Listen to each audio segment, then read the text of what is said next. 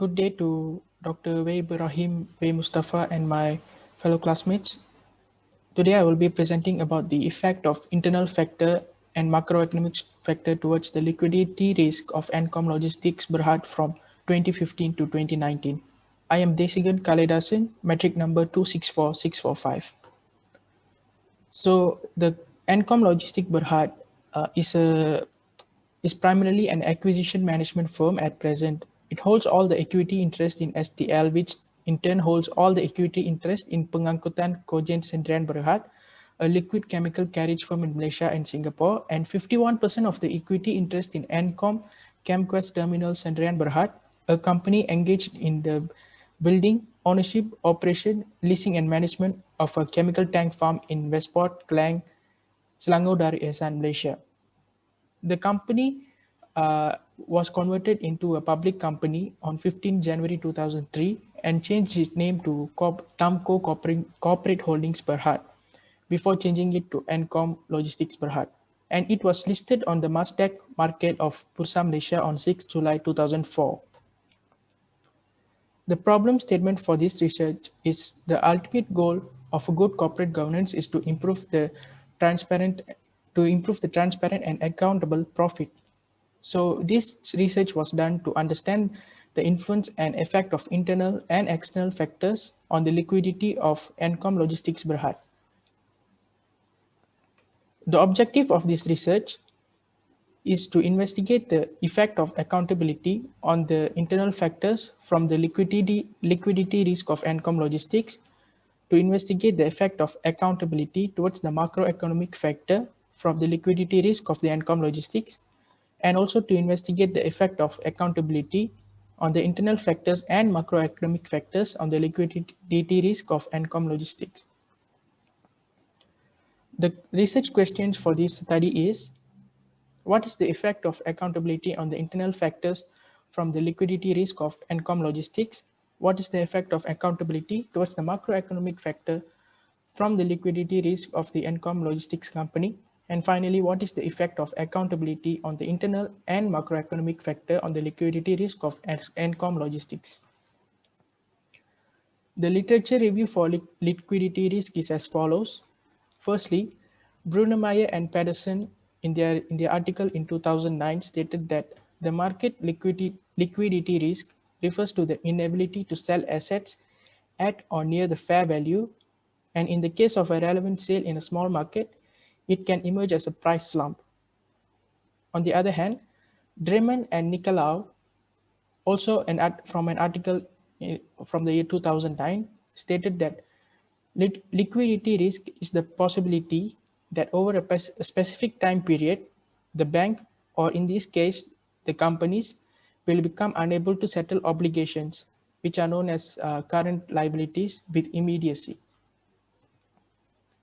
So the following formulas are related to liquidity risk. Firstly, current ratio, which is the current assets divided by current liabilities, which it shows the how much the current assets is there to overcome the current liabilities. And also the next thing is the quick ratio, which is current assets minus inventory divided by current liabilities. The internal factors in the research is in three parts for this research: credit risk, performance ratios, and operational risk. Firstly, the credit risk involves average collection period and debt to income. The performance ratio involves return on assets and return on equity. The operational risk involves operational ratio and operational margin. The external or macroeconomic factors in this research are gross domestic product, inflation, interest rate, exchange rate, and unemployment rate. The next part is research methodology. For this research, stepwise linear regression using the SPSS software by IBM based on financial information from the financial statement and balance sheet of ANCOM Logistics Berhad. Analysis was made based on the coefficiency, ANOVA, histogram, scatter plots, and correlation reports.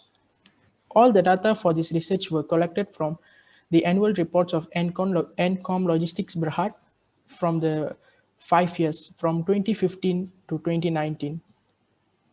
All of the data were used to evaluate the influence of the independent variable on the dependent. Next, let's go to the analysis part.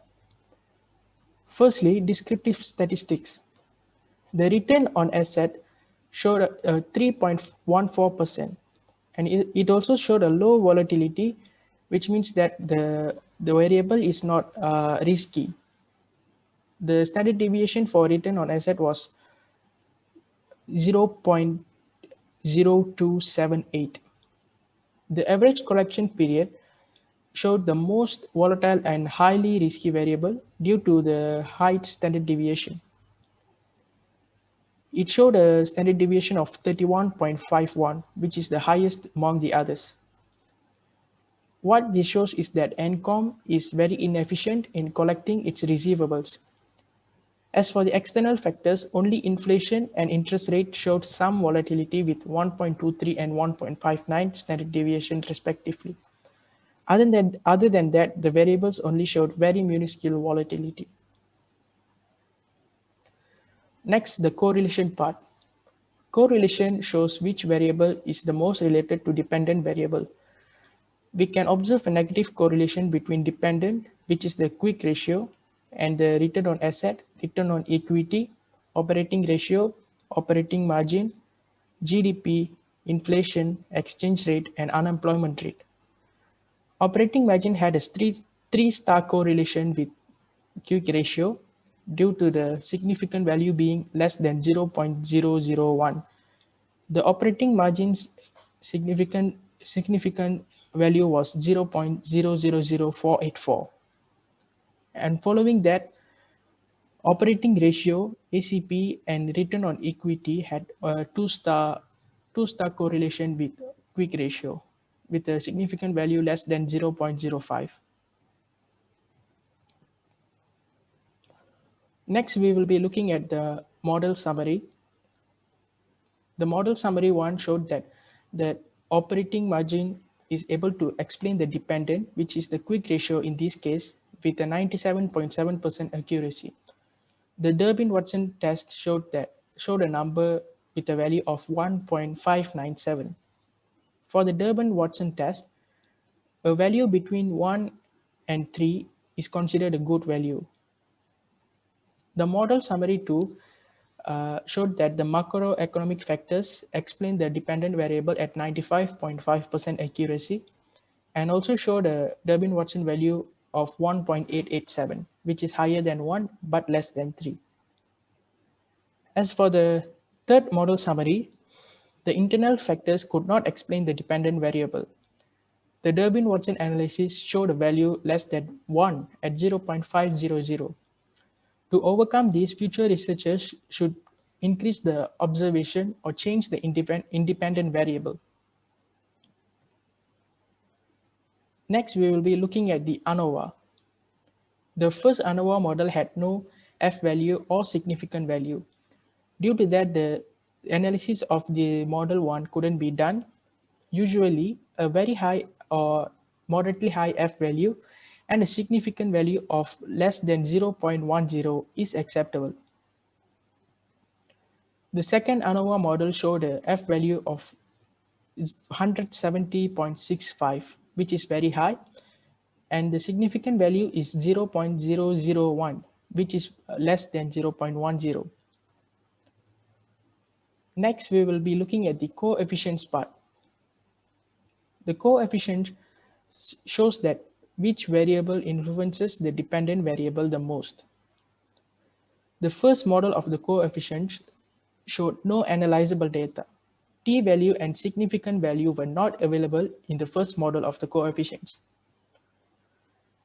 The second model also is not analyzable due to insufficient data such as the model 1. The third model showed a high T-value at negative 13.063 and a significant value less than 0.01. It shows that operating margin is influencing ANCOM logistic liquidity the most.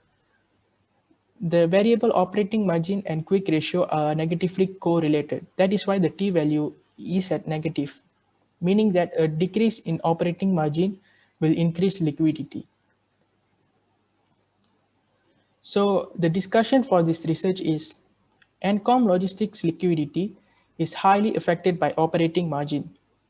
The 5-year report show that ANCOM logistics has been very efficient in their operation due to their operating margin being consistently low. As long as the operating margin is low, the company will be highly liquid due to the negative correlation with the liquidity. A high liquidity is useful for a company to pay off its current liabilities. Thank you.